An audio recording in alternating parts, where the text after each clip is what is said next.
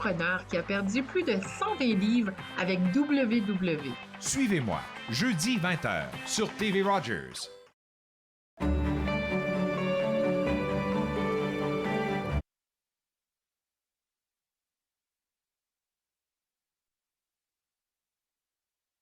Je me ferai un réel plaisir de passer la prochaine heure avec vous. Aujourd'hui à l'émission, on va parler avec quelqu'un du Musée canadien de la nature qui vient nous parler des différents programmes scolaires virtuels qu'il offre. Je vais aussi m'entretenir avec notre physiothérapeute Arthur Coinco et avec lui, on va parler de la fascite plantaire. Il va nous donner évidemment des astuces pour pouvoir nous aider à la maison avec ça. Et aussi, on va parler avec Chantal Amiotte du Musée canadien de l'histoire à propos de l'expo vitrine intitulée Raviver, une expo vitrine qui est directement rattachée avec la commémoration du 30 octobre. Et si vous ne le savez pas, le 30 octobre, on va célébrer un peu, on va pas célébrer au Canada, mais je vais dire plutôt qu'on va commémorer en fait cet événement-là qui est en fait la Journée internationale de la vérité. Et on va avoir plus d'informations à ce sujet-là. Avant que tout cela ne commence, j'ai quelques informations à vous partager. Je sais qu'aujourd'hui, c'est le 28 septembre, mais il y a le gala organisé par la SEO, donc Société économique de l'Ontario. Elle a organisé vraiment, cette Société économique de l'Ontario a organisé ce gala-là vraiment pour les PME. Et on sait que les petites et moyennes entreprises ont vécu assez de tracas avec la pandémie. Moi, je me dis que c'est un bon moment pour pouvoir essayer de refaire des contacts, pour pouvoir mieux réseauter. Alors, si vous êtes intéressé, visitez leur site web. Je ne sais pas si à cette heure où est-ce que je vous parle, les billets sont encore disponibles, mais peut-être que si. Prenez la chance de visiter le www.seo.ca. Je viens d'avoir la nouvelle, j'ai fait une erreur. C'est le 28 octobre, pas le 28 septembre. Donc, mon erreur est de mon côté. Vous avez encore le temps de pouvoir prendre vos billets. Donc, ça sera au www.seo.ca. C'est le gala organisé par le SEO pour les petites et moyennes entreprises. Le gala du RGA, j'espère ne pas me tromper, mais je pense que c'est le 30 septembre qui s'en vient, donc dans peu de jours. Si vous avez encore le temps de visiter le www.rga.ca pour avoir des billets pour participer à ce gala-là qui sera en format hybride. Depuis l'excentricité du Collège La Cité, ils vont faire les choses en grand. Vous savez que le regroupement des gens d'affaires a été très, a pris la cause des petites et moyennes entreprises, a pris la cause de tous les entrepreneurs de la région à cœur quand la pandémie a tapé à nos portes. Donc, je pense que c'est un bon moment aussi pour aller réseauter. Donc, si vous êtes intéressé à participer à ce gala-là qui s'en vient dans 2 jours, donc le 30 septembre, www.rga.ca. C'est le site web à visiter. Troisième chose que j'aimerais partager avec vous, si vous n'avez pas suivi notre émission d'hier, j'aimerais vous inviter à repartir sur le site web tvrogersottawa.com pour revoir cette émission-là. Parce que hier, on vous parlait du nouveau numéro du droit à faire. Et comme je viens de parler tantôt de la SCO et du RGA qui concerne en fait les PME et puis les entrepreneurs de la région, pour ce numéro de septembre-là, le droit à faire a décidé de mettre un peu en avant, selon moi, les domaines qui ont été le plus touchés durant cette pandémie. Là, je parle entre autres de la restauration, du domaine du tourisme et puis aussi de l'hôtellerie. En fait, ces 3 éléments-là sont représentés très fortement dans le numéro de septembre du droit à faire. Et ce que je trouve intéressant dedans, c'est que tous les entrepreneurs que ce numéro-là a eu à interviewer, en fait, ils ont eu des astuces, ils ont eu des choses à dire par rapport à leur relance économique. Et si vous êtes dans ces domaines-là, moi, je me dis que ça serait intéressant de vous prendre le numéro du droit à faire parce que ça peut vous donner des idées sur la relance qu'on est en train de vivre en ce moment. Alors, pour avoir le nouveau numéro du droit à faire, ça sera au www.ledroit.com. Je vais terminer avec le Musée canadien de la guerre qui offre en ce moment même des programmes scolaires virtuels un peu partout, comme dans tous les musées. Mais cette fois-ci, c'est assez spécial parce qu'il y a une nouvelle programmation qui a été lancée depuis le 27 septembre, donc depuis hier.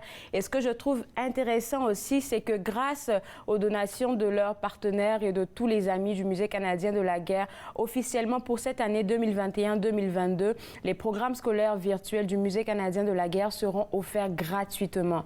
Donc ça, je me dis que c'est vraiment une occasion en or là pour permettre à vos jeunes de pouvoir entrer dans l'univers du Musée canadien de la guerre et ça sera des programmes avec des personnes réelles. Quand je dis des personnes personnes réelles, c'est soit des anciens combattants qui vont partager leur expérience à ces élèves-là qui sont intéressés. Et c'est pas de la fiction, si je peux dire ainsi. Et en partageant leur histoire, je parle des anciens combattants et tout, ils vont vraiment s'adapter au niveau de la perte de leur, je vais dire, de leur écoute. Donc, si c'est des étudiants, des élèves, pardon, de 2e année, ils vont s'adapter. Si c'est des élèves de 6e année, ils vont s'adapter. Donc, visitez leur site web. Essayez de voir à quel moment vous pouvez booker une rencontre avec eux pour votre salle de classe. Et je suis sûre que vos élèves seront contents parce que tout ça est offert gratuitement.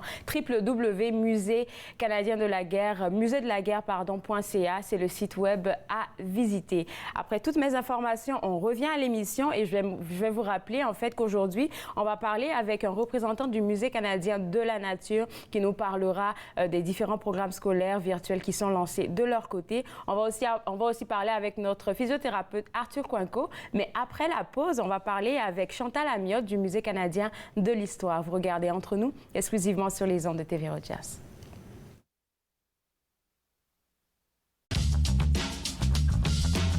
Cette émission est présentée par Télé-Élan. Vous êtes enfin aux commandes. Pour en savoir plus, visitez rogers.com.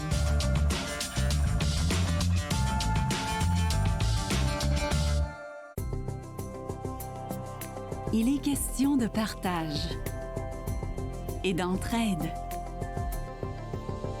d'action et d'appartenance, de profiter pleinement de la vie et de rire aux éclats. Nous sommes l'Arche Canada. Nous admirons et partageons tout ce que les gens ont à offrir. Découvrez qui nous sommes dès aujourd'hui. I'm Mallory, and I was walking home one night when an impaired driver hit me. He had been overserved in 2 bars before getting behind the wheel. If the servers would have called him a cab instead of serving him more alcohol, my life would be the same as what it used to be. I think servers play the biggest role in keeping us safe because it's up to them what state the person's in when they leave. Refusing service isn't personal, it's the law. Un petit détail sur la cathédrale. Le peintre des 4 saisons, mercredi 19h30 sur TV Rogers. De retour entre nous exclusivement sur les ondes de TV Rogers. J'ai avec moi Chantal Amiotte du Musée canadien de l'histoire. Et Chantal, j'ai trouvé que ça serait intéressant qu'on essaie de rappeler encore aux gens c'est quoi la mission première du Musée canadien de l'histoire. Ils vont comprendre pourquoi on le fait. Bien, vous savez, nous, c'est partager la culture du pays, les gens, les événements, les moments particuliers pour que les gens comprennent en profondeur leur histoire. C'est très bien dit parce que quand on parle de tous les peuples en particulier, là, aujourd'hui, on va se fixer en fait sur l'événement qui s'en vient dans 2 jours, donc la Journée nationale de la vérité et de la réconciliation, qui est en rapport avec, je vais dire, la résilience du peuple autochtone, parce que c'est un peuple résilient. Absolument, c'est une journée très importante et on est dans une situation privilégiée pour pouvoir partager beaucoup d'informations à ce propos.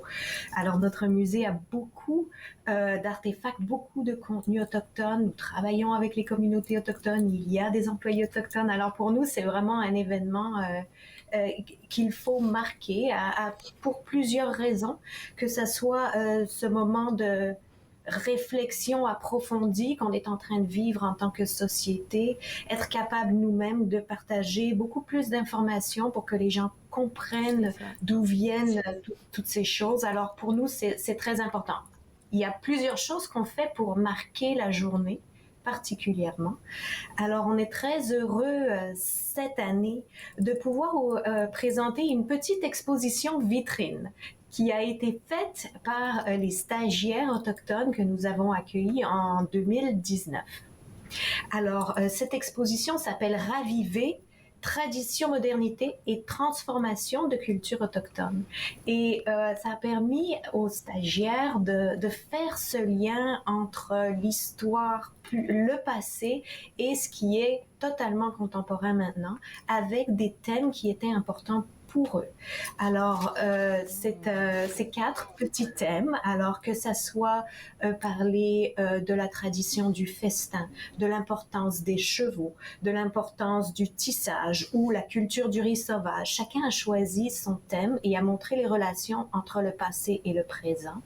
Et on le présente à travers quelques artefacts de nos collections et avec des textes qui sont toujours présentés français, anglais et la langue autochtone qui représente la culture représentée. Alors, on a 4 langues autochtones représentées dans l'exposition cette fois-ci. Mais là, quand j'ai pensé à cette journée-là spécifiquement et j'ai fait le lien avec vous, surtout avec notre entrevue d'aujourd'hui, je me suis dit, oula, ça va faire un gros poids sur les épaules du Musée canadien de l'histoire. Pourquoi je le dis? C'est tout simplement parce que tout le monde va se tourner vers vous pour se dire, OK, c'est quoi que le Musée canadien de l'histoire va nous raconter? Mais maintenant que vous me parlez des stagiaires, je me dis qu'il n'y a pas plus beau cadeau parce que ce sont des gens, c'est leur culture en fait. Ils sont mieux placés pour nous expliquer c'est quoi leur culture.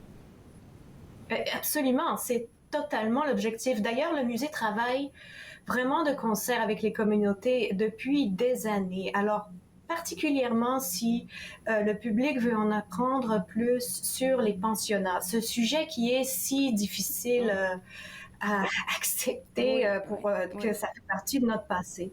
Alors, il y a une grande section dans la salle de l'histoire canadienne qui porte sur les pensionnats. Et ce n'est pas la voix du musée qu'on entend dans cette section. C'est vraiment la voix des survivants, de leurs familles ou des communautés. Et c'est très, très important pour nous de présenter les choses de cette manière-là. Maintenant, on a développé cette exposition en 2017 pour l'ouverture. On a fait quelques mises à jour depuis. Mais suite aux événements qui se passent présentement et vraiment au choc que la population du pays en entier est en train de vivre, il y a vraiment un besoin de mise à jour un peu plus profond. Alors, on a indiqué à l'entrée de cette section que nous sommes en train de travailler avec les communautés, avec les survivants, pour mettre à jour cette section, parce que c'est très important de montrer qu'il y a tellement de choses qui se passent, comment contextualiser le tout et comment vraiment bien informer tous les Canadiens. Ce que je trouve aussi intéressant, c'est que comme vous venez de le mentionner, c'est une expo vitrine, mais au-delà de cette expo vitrine, à ça on va en parler un peu plus tard, il y a d'autres éléments que vous essayez de faire ressortir pour faire, pour faire briller la culture autochtone au Musée canadien de l'histoire. Mais si on revient à la base de notre entrevue d'aujourd'hui, qui est l'expo vitrine Raviver, et si on parlait en fait des différents points, des différents thèmes, vous m'en avez mentionné 4, ce sont lesquels? Oui. Alors, le premier à avoir sur cette tradition du potlatch, le festin. Alors, par exemple, là, la façon dont c'est présenté, on voit 2 artefacts, 2 bols, un qui ont 100 ans de différence d'âge. Que se passe-t-il aujourd'hui et qu'est-ce qui se passait avant? Et vraiment aussi montrer, par exemple, que cette tradition a été interdite pendant des décennies. C'était une manière d'effacer un peu cette partie de la culture. Alors, on ramène ça, on ramène à quel point c'était important, le fait que ça a été interdit et le fait qu'on le pratique maintenant encore. Alors, à travers 2 artefacts, on peut parler de beaucoup. Et il y a un poids culturel important et c'est des choses qui sont... dans un musée, on est privilégié parce qu'on peut raconter l'histoire de manière très tangible à travers ces choses-là. Et c'est avec vraiment les mots des membres de cette communauté qui sont, dans ce cas-ci, les stagiaires autochtones. Maintenant, on a ce programme de stagiaires autochtones au musée existe depuis 1993. Ça fait longtemps. Et depuis, on a à peu près 130 stagiaires qui ont gradué de ce programme-là. Alors, c'est sûr que ça évolue au cours du temps. Et quand les stagiaires viennent au musée, ce sont eux qui choisissent où ils veulent se spécialiser, où ils veulent en apprendre plus. Et il se trouve qu'en 2019, nous avions 4 stagiaires qui étaient très intéressés aux expositions.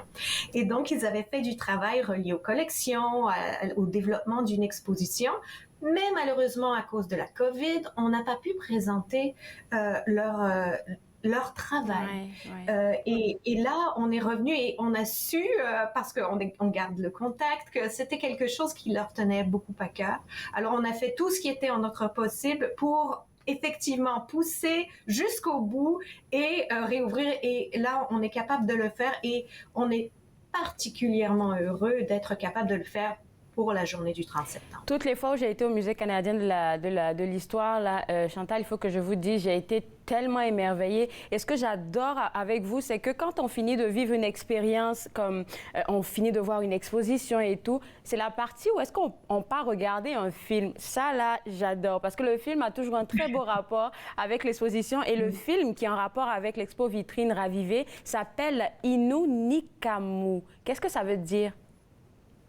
Alors, c'est un festival de musique autochtone de la communauté de Maliotenam. C'est proche de cette île. C'est un festival de musique qui existe depuis le début des années 80-84, je crois. Et chaque année, il a pris de l'ampleur. Au début, c'était réservé pour la communauté. Et puis, ça a grandi, ça a grandi. C'est un des plus grands festivals autochtones en Amérique du Nord. Mais ce qui est particulièrement symbolique, je dirais, là-dedans, c'est que ça se passe toujours au même endroit. Et c'est un endroit où il y avait un pensionnat autochtone. Ah, OK. Ouf. Alors, vous allez voir dans ce film, c'est très fort, oui. Alors, c'est un film qui raconte un peu ce festival. Ensuite, il sera présenté deux fois au Théâtre du Musée, à midi et à 15h30. Et à 15h30, c'est ça que j'aime. Il y a toujours deux présentations, et en anglais et en français, surtout sous-titrées pour ceux qui le veulent. Alors, hormis cette exposition-là, il va nous rester peut-être 2 minutes. Hormis cette exposition et aussi le ciné plus, où est-ce qu'on va regarder Innu Nikamu, il y a aussi la Grande Galerie, la salle des premiers peuples et la salle de l'histoire canadienne qui, elle aussi, regorge d'éléments qui racontent l'histoire du peuple autochtone. Oui, absolument. Il y en a vraiment... vous allez pouvoir en apprendre beaucoup. J'ai parlé un peu plus tôt de la salle de l'histoire canadienne où on parle particulièrement des pensionnats, mais la salle de l'histoire canadienne inclut vraiment l'histoire autochtone du début tout début de l'histoire jusqu'à aujourd'hui. Alors, vous allez en entendre parler et voir vraiment la contribution et vraiment l'importance de la culture autochtone pour notre pays à travers les siècles. C'est une chose qui ne se faisait pas automatiquement dans les anciennes façons de raconter l'histoire. Avant, on en parlait au tout début de notre histoire et on parlait de ce qui se passe aujourd'hui, mais toute la vitalité de la culture autochtone à travers les siècles, c'est vibrant et ce n'était pas raconté. Toute la difficulté à l'arrivée des Européens et vraiment ce qui s'est passé, tout ce travail a été fait et intégré pour qu'on soit capable de voir les perspectives de chacun. Il y a des moments, il y a des histoires qui sont très difficiles, mais c'est très important à comprendre. Écoutez, Chantal, vous faites un excellent travail. Je suis pas mal sûre que moi, j'irai voir cette exposition et je ferai le témoignage autour de moi. Je vous souhaite bonne chance parce que cette exposition-là, elle va s'étendre jusqu'en août 2022. Donc, on a encore le temps de la voir et de la revoir. Merci encore et puis bonne journée à vous. Merci beaucoup. Alors, pour vous autres à la maison, pour ne pas manquer cette exposition qui, je suis sûre, va vraiment vous toucher le cœur, www.museedelhistoire.ca. Je ne sais pas exactement la date, mais je sais que le jeudi 30 octobre, si je ne me trompe pas, ça devrait être ouvert au grand public gratuitement, mais aussi, vous pouvez visiter le site web pour avoir plus d'informations. Je pense qu'on a maintenant notre physiothérapeute Arthur Coinco qui est déjà en position. Allô Arthur, on parle de la fascite plantaire aujourd'hui. Oui, la fascite plantaire, ça arrive à beaucoup de personnes dernièrement à cause qu'ils restent à la maison et ne sont pas actifs comme d'habitude. Et pour cette raison, c'est pour ça que j'ai décidé de parler à ce problème. C'est quoi les symptômes et les causes et comment les régler. Avant de rentrer dans les symptômes, les causes et tout ça, j'aimerais juste te demander, est-ce que la fascite plantaire est particulière à un certain groupe d'âge? Ah, bonne question. Alors, ça peut arriver aux gens qui sont un peu plus âgés, des gens qui sont moins actifs en général, mais ça peut affecter les enfants, qui sont trop actifs, ça peut aussi affecter les personnes comme adultes et même les âgés. Alors, c'est pas juste une certaine population. Alors, je vois que tu tiens ton petit pied en main, là. Tu viens nous faire un petit cours d'abord. Alors, ça, c'est ma jambe droite. OK? Alors, ça, c'est le pied. Et juste pour démontrer que la fasciite plantaire, c'est une enflure ou une douleur juste en bas du pied, ici. Alors, ça commence au talon et ça continue jusqu'aux orteils. Ça peut aussi aller en haut, sur la tendon d'Achille et les mollets, mais surtout la fasciite plantaire, ce sont les douleurs ici en bas du pied. On peut marcher, Arthur, et puis on peut avoir mal aux pieds. Je sais que ça peut arriver de temps en temps, mais c'est quoi les signes vraiment alarmants que vraiment, là, on fait face à une fasciite plantaire? Les symptômes? Oui, alors les symptômes de la fasciite plantaire, c'est pas comme j'ai entorsé ma cheville, c'est pas un trauma, c'est avec le douleur. Alors le matin, quand on se réveille, on sent une douleur lorsqu'on met notre pied par terre et la douleur exactement en bas du pied. Ça peut commencer sur un côté, soit côté dominant. Pour moi, je suis droitière, alors côté droit. Ça peut aussi être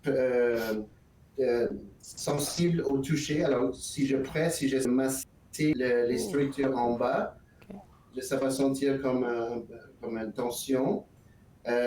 Si je fais beaucoup d'activités, je prends ma pause. Et ensuite, je recommence mon activité. Alors là, si je sens la même sorte de douleur, ça peut être la fasciite plantaire aussi.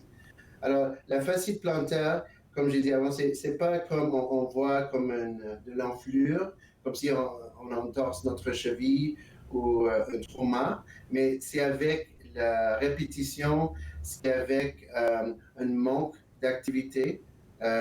Et aussi, ça arrive même si on s'agrandit. Alors, si par exemple, moi, je suis très actif, je joue beaucoup de sport, mais si j'ai pas eu la chance de jouer beaucoup, je suis plus pesant et j'essaie de marcher ou de refaire des...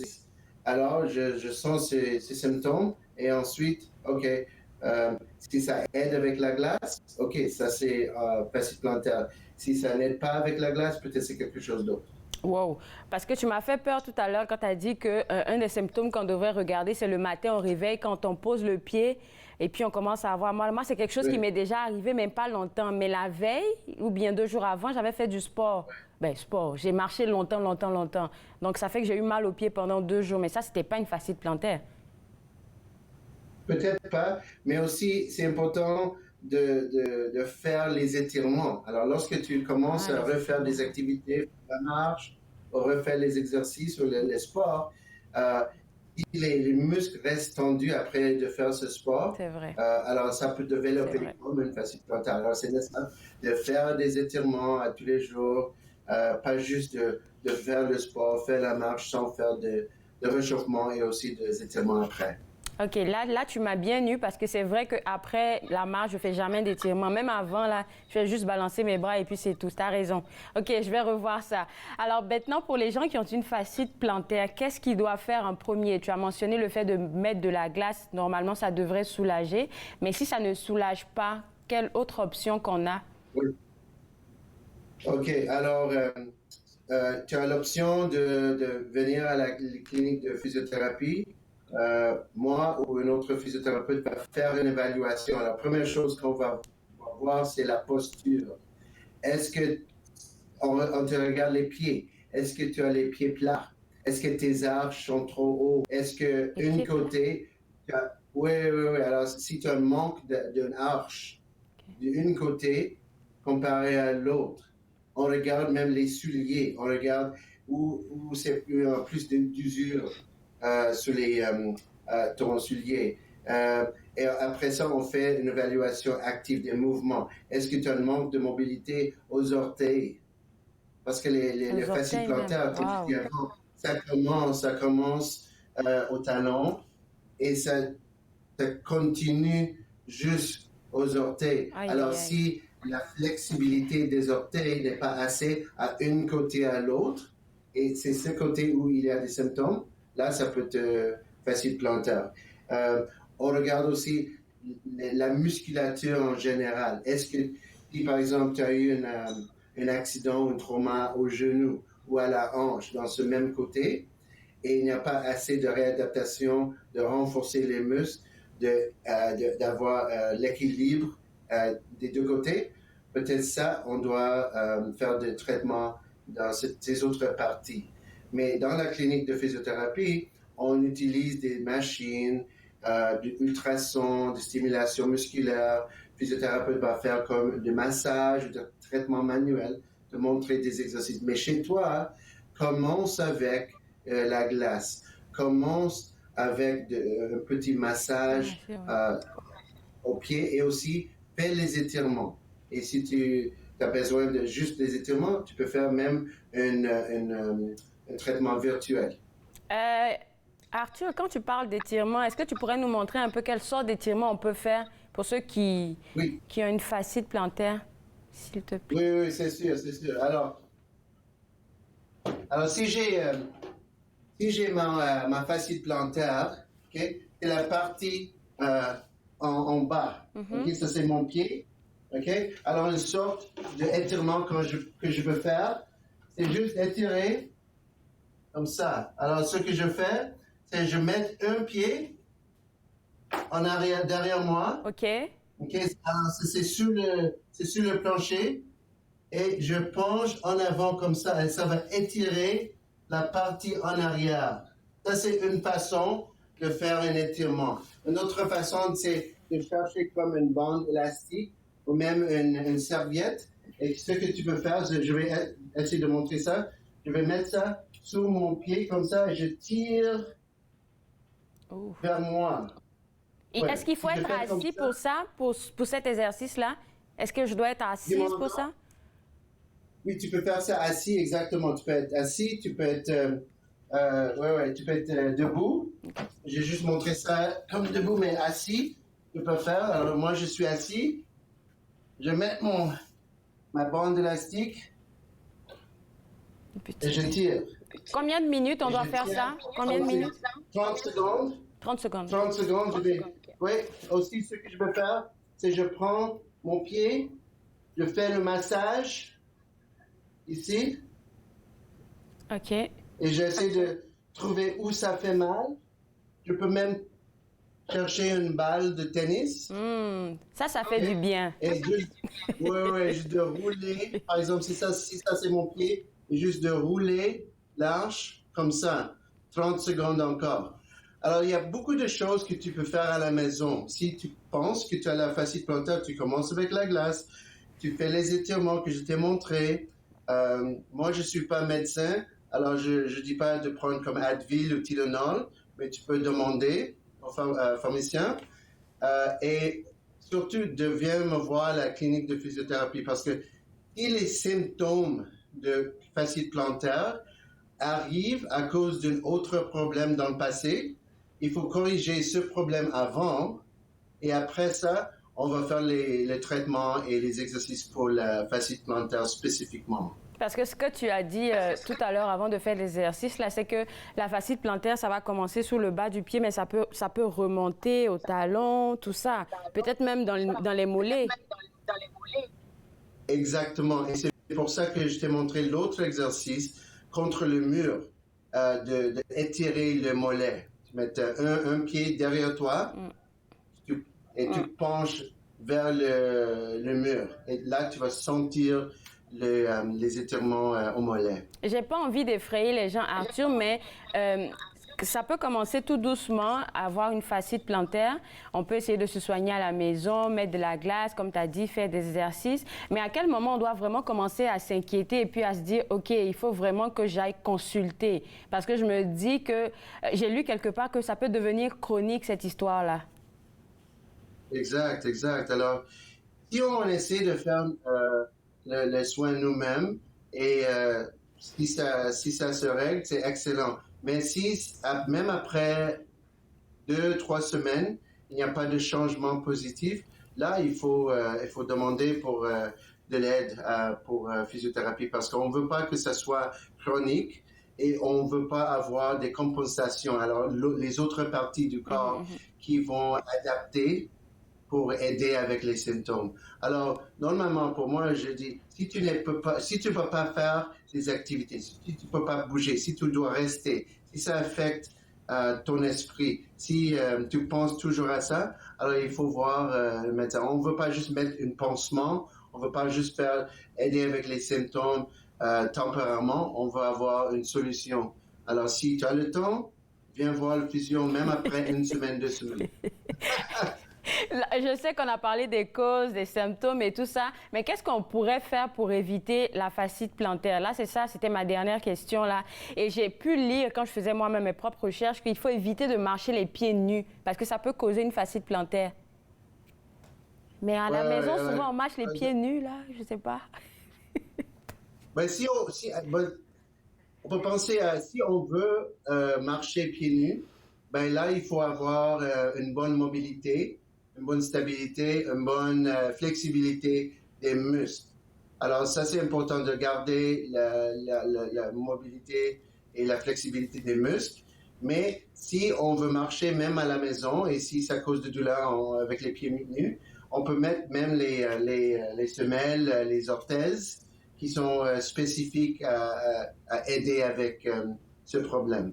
Mais viens voir un spécialiste, voir s'il y a un changement, une différence entre un côté et l'autre. Et je pense qu'aussi, il y a les chaussures orthopédiques qu'on peut utiliser parce que ça peut nous aider, soit pour notre marche ou je ne sais pas. Ouais, par exemple, ça c'est... c'est la tienne? Ça, c'est à moi, hein? Oui, ça, c'est à moi. C'est beau! Mais ça, c'est mon orthèse. Alors, ça, c'est spécifique à moi. Et tu peux voir qu'il y a une arche. Oui. Qui est faite pour moi. Mais, alors je mets ça dedans. Et je joue mon tennis et je gagne. Sans douleur. Alors, merci beaucoup Arthur pour ces informations. Est-ce que les consultations continuent toujours? Et puis, comment ça se passe si quelqu'un veut booker une rencontre avec toi? Tu peux me chercher sur notre site web www.prophysiothérapie.com. Tu peux chercher mon nom, Arthur Cuenco, physiothérapeute Ottawa, pour me joindre. On peut faire un rendez-vous soit virtuellement ou même en direct à la clinique. On est ouvert pour la communauté. Avant de te laisser aller, dernière petite question pour toi, Arthur. Tu nous as montré tantôt ta semelle. Est-ce que c'est moulé à ton pied? Oui.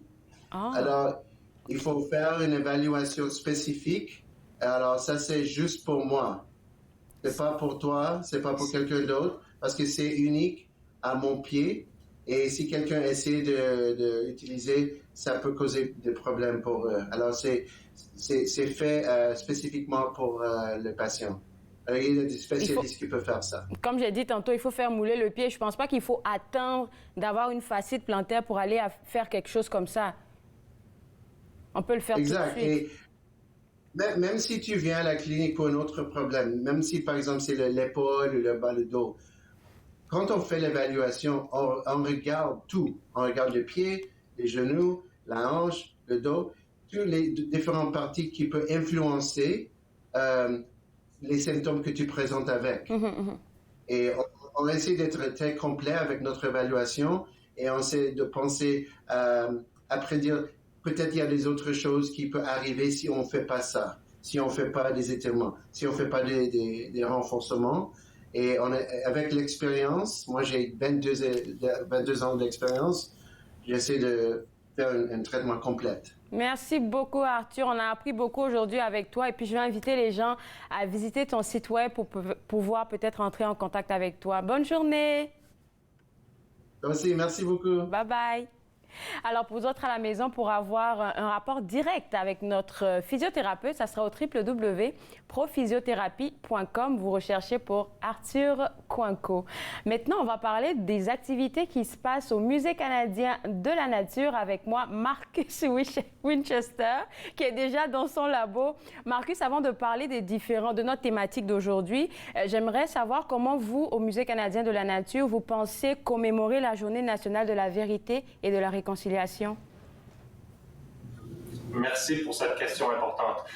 Nous, comme un établissement qui est dévoué au tissement, à tisser les liens entre les humains et la nature, nous offrons un accès gratuit au public le 30 septembre.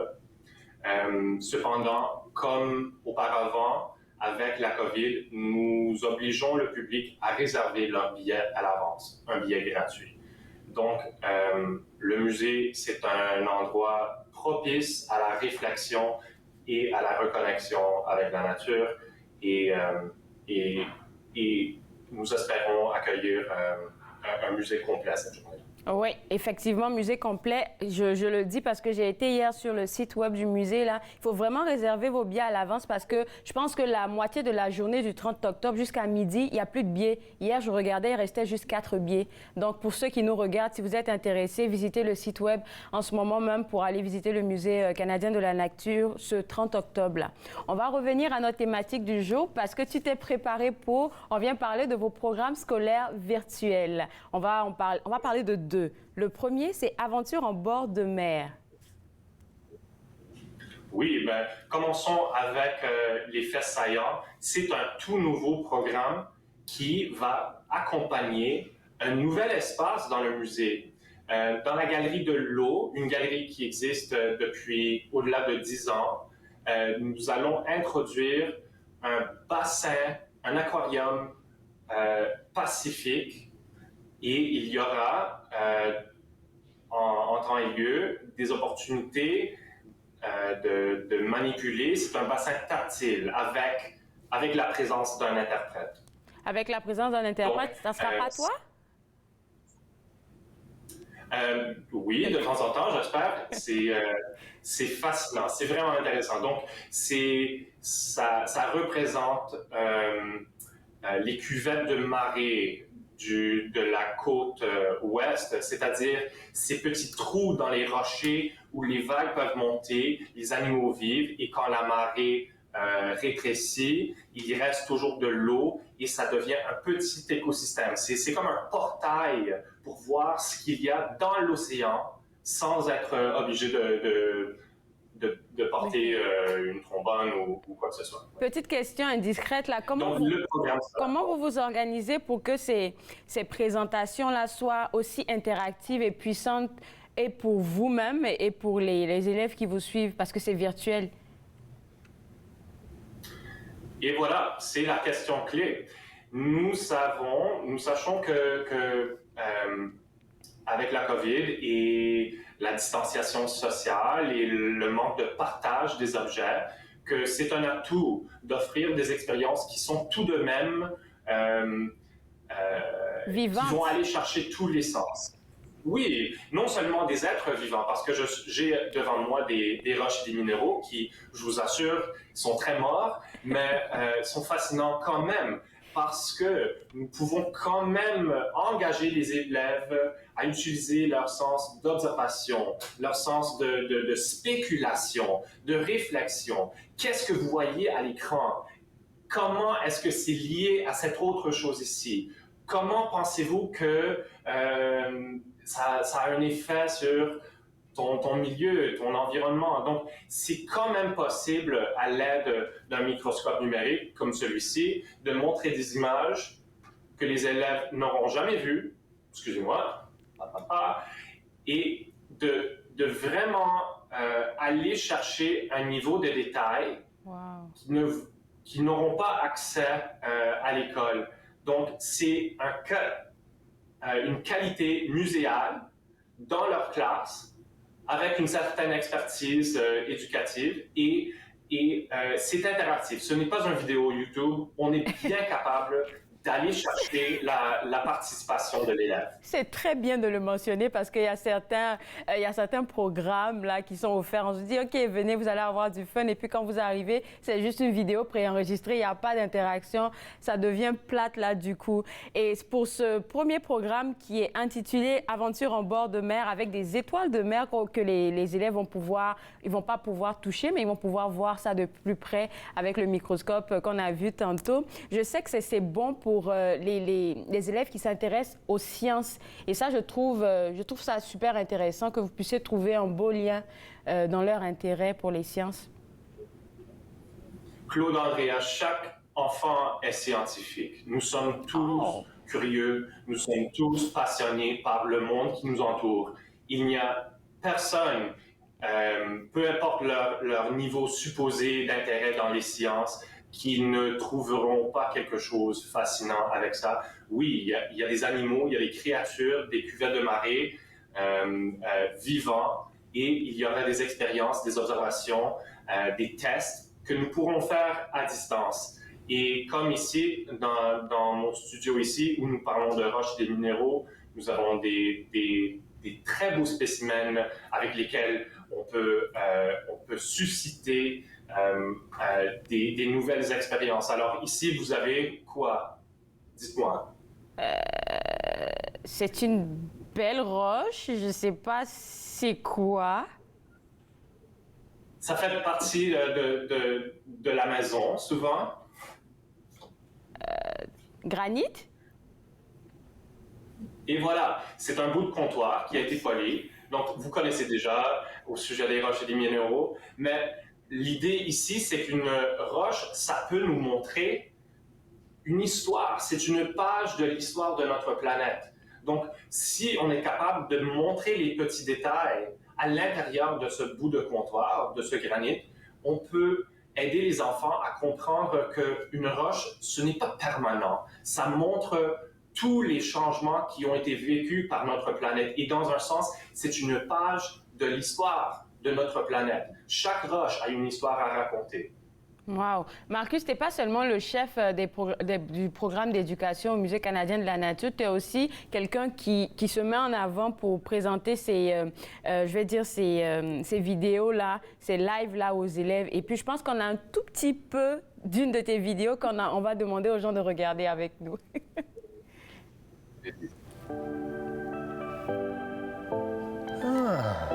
C'est comme ça qu'ils mettent le caramel dans la barre de chocolat.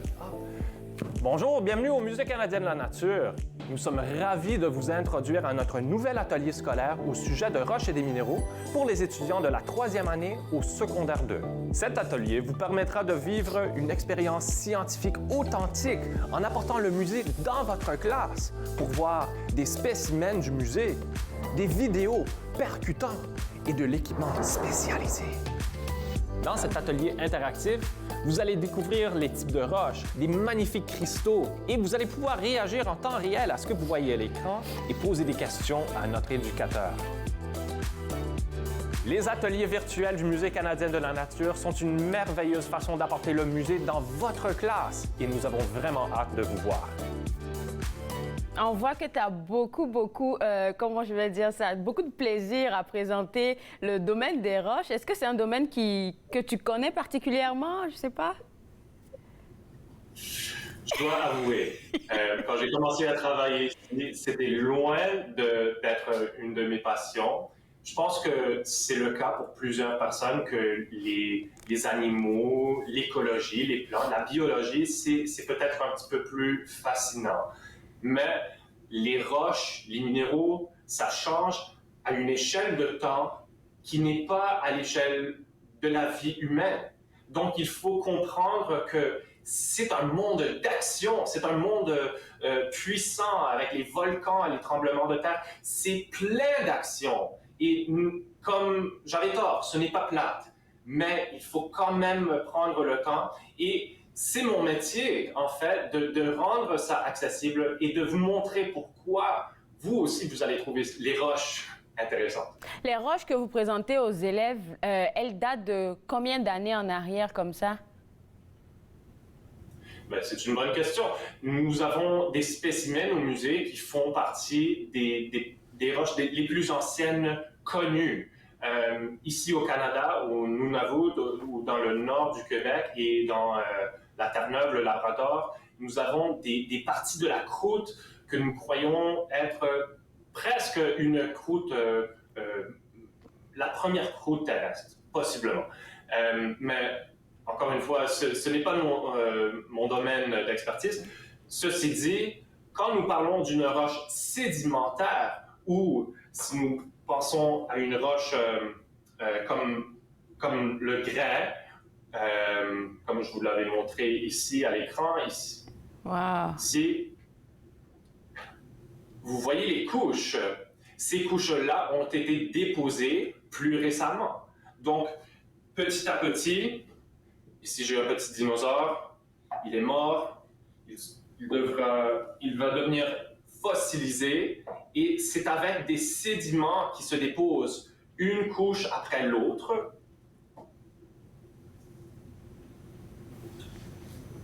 Et c'est comme ça qu'une nouvelle roche peut se former. Donc, l'histoire des roches, elle est toujours en train d'être écrite. En ce moment même, les changements se font sous nos pieds. L'histoire est écrite en érosion si on veut comparer les Rocheuses à l'ouest et les Appalaches ici à l'est, on voit la différence. Et alors ici, on a une roche qui pourrait être formée couche après couche, comme une roche sédimentaire, et même qui pourrait être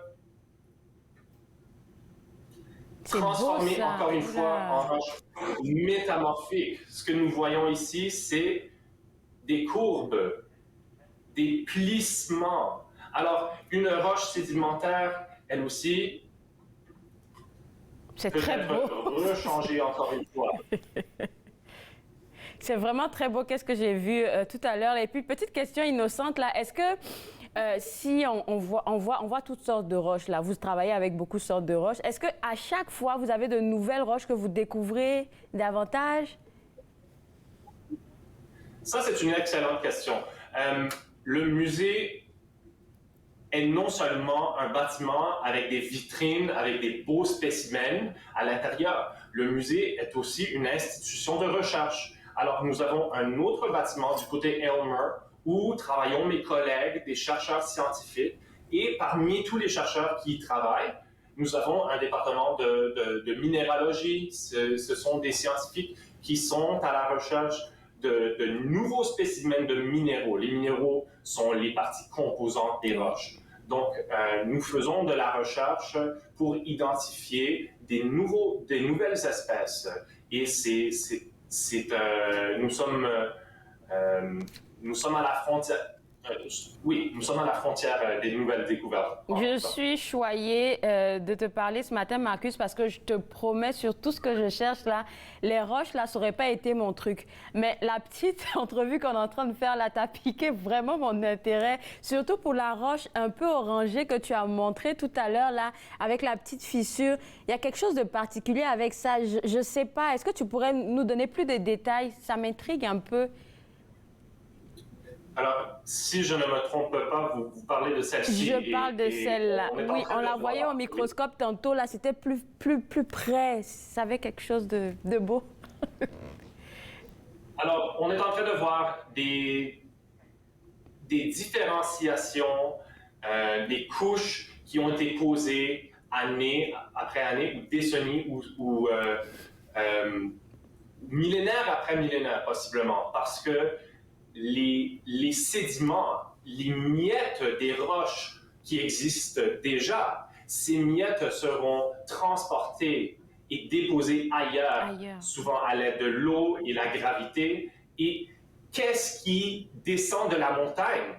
Ça peut changer, ça peut varier avec le temps. Donc, c'est pour ça que nous voyons de temps en temps des couches pâles et des couches foncées. Alors, ça dépend de ce qu'il y avait dans l'eau qui a tombé et qui est devenu compacté ensemble. Et puis, j'ai vu dans la vidéo, tantôt quand on regardait, là, que les élèves pourront aussi visionner en live des expériences, parce que j'ai vu quelque chose comme un volcan, ou est-ce que la madame essayait de montrer quelque chose? Oui, on est toujours à l'écran.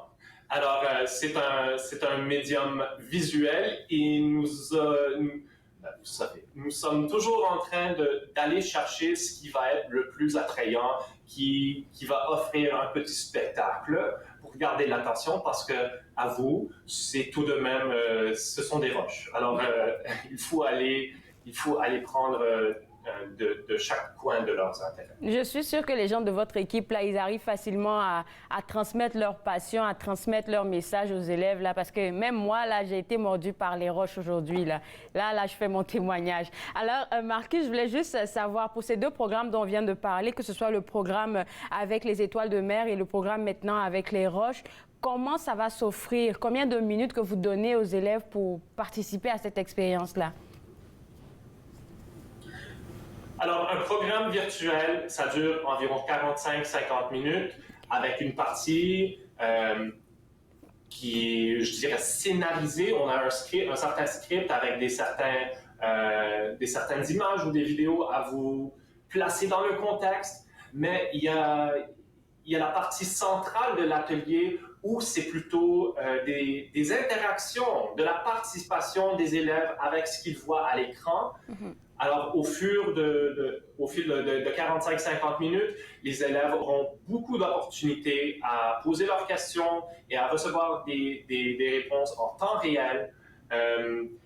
Si vous êtes une école qui veut réserver, vous n'avez besoin qu'un setup avec lequel vous êtes déjà très familier ou familière, une webcam, microphone, des haut-parleurs, et on va se connecter avec votre classe.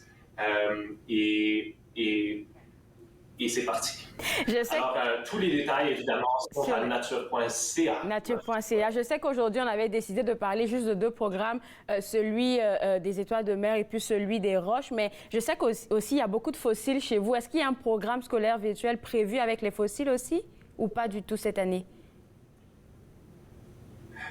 Nous avons l'opportunité de toucher sur le sujet des fossiles parce que l'histoire de notre planète à travers les roches, c'est impossible de la séparer de l'histoire des fossiles. Donc, oui, j'ai un bel exemple ici, encore une fois. Voilà une roche plein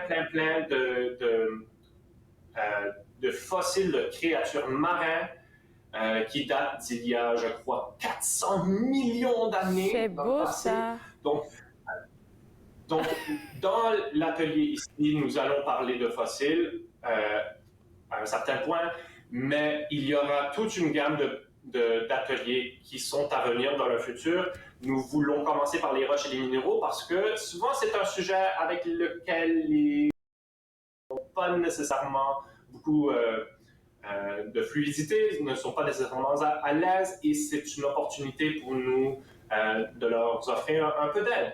Et avec le bassin Pacifique qui sera installé sous peu, nous avons ce programme Aventure en bord de mer qui débutera au début de janvier, et nous espérons avoir d'autres programmes qui vont répondre aux besoins des enseignants parce que c'est vraiment notre clientèle. Et oui, les dinosaures, c'est toujours impressionnant, toujours important. Marcus, je pense que je suis jalouse là. Pour ce genre de présentation, est-ce que c'est des choses que vous offrez au grand public et non pas seulement aux élèves? Parce que moi, je veux voir ça de plus près. Bravo, j'apprécie votre curiosité aussi. Nous espérons développer toute une gamme d'interactions avec le public aussi. Nous venons justement de terminer quelques programmes à Facebook Live où nous avons testé notre studio avec nos créatures des cuvettes de marée. Donc, mettre ces étoiles de mer à la caméra pour la première fois, c'est une expérience pour nous. Donc, est-ce que ces animaux est-ce qu'ils sont désobéissants ou est-ce qu'ils vont travailler avec nous? On ne sait jamais. Alors, dernière question, il va nous rester juste 1 minute. Est-ce que par présentation, vous êtes seul? Ou bien il y a 2 présentateurs pour une classe? Je travaille parmi une équipe. Nous avons plusieurs interprètes scientifiques qui sont fantastiques, vraiment. Nous avons une très belle équipe. Et d'habitude, c'est une présentation solo. Oui, solo. Merci beaucoup, Marcus. J'ai appris beaucoup. J'aurais même voulu continuer la conversation, mais je pense qu'on va arrêter. Là, on n'a plus de minutes et j'espère te revoir une prochaine fois pour parler d'un de vos merveilleux programmes. Bonne journée. Au plaisir. C'est moi qui vous remercie. Merci. Au revoir. Alors, pour vous autres à la maison, si vous êtes intéressés, www.nature.ca ou bien vous pouvez tout simplement écrire un joli courriel à réservation au pluriel à commercial-nature.ca. Plus d'informations, là maintenant j'ai le numéro de téléphone pour ceux qui veulent participer au programme scolaire virtuel organisé par le Musée canadien de la nature. C'est le 613-566-4701. Donc, si vous voulez réserver, www.nature.ca ou bien réservation au pluriel à commercial-nature.ca. On se voit juste après la pause. Vous regardez Entre nous, exclusivement sur les ondes de TV Rogers.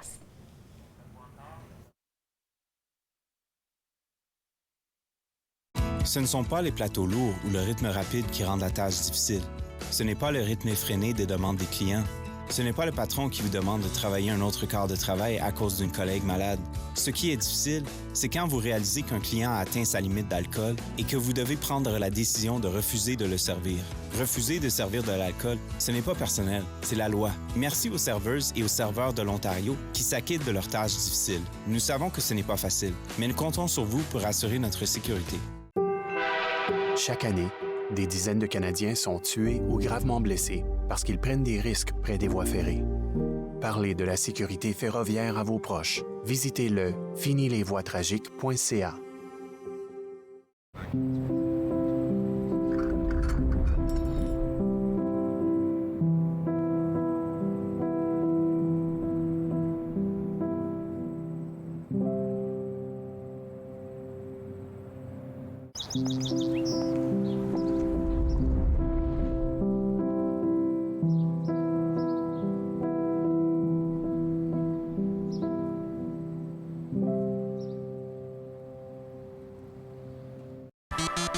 Dans la prochaine émission, on discute avec la coach virtuelle Maryse Mainville, une maman entrepreneur qui a perdu plus de 120 livres avec WW. Suivez-moi, jeudi 20h sur TV Rogers.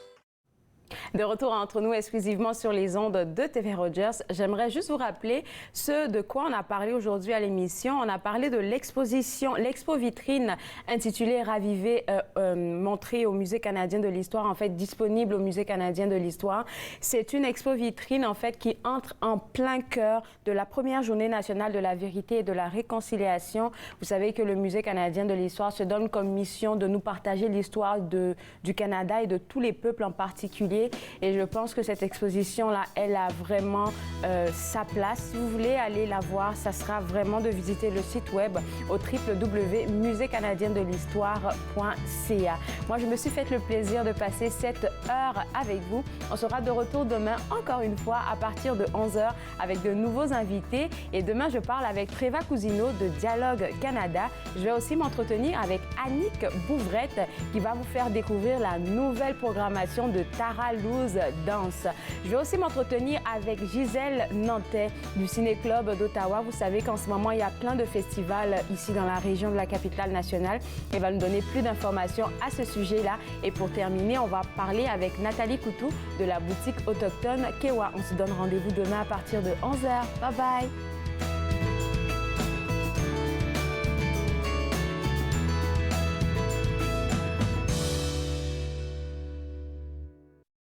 Faites-nous part de vos commentaires en composant le 613-521-2323 par courriel sur Facebook et Twitter.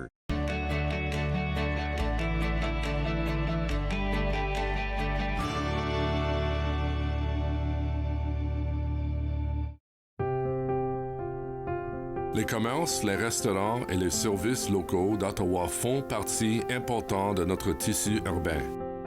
Nous pouvons les aider en ces temps difficiles. Commandez chez eux en ligne, Achetez des chèques cadeaux à utiliser plus tard, commandez des repas à emporter ou à livrer, démontrez votre soutien sur les réseaux sociaux.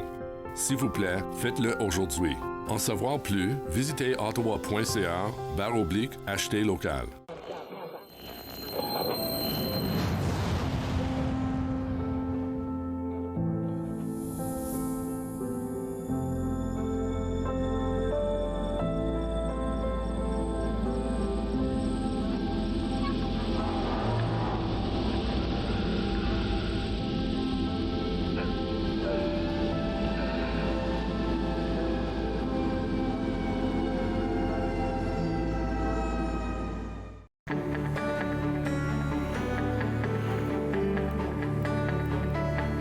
Regardez TV Rogers, Ottawa.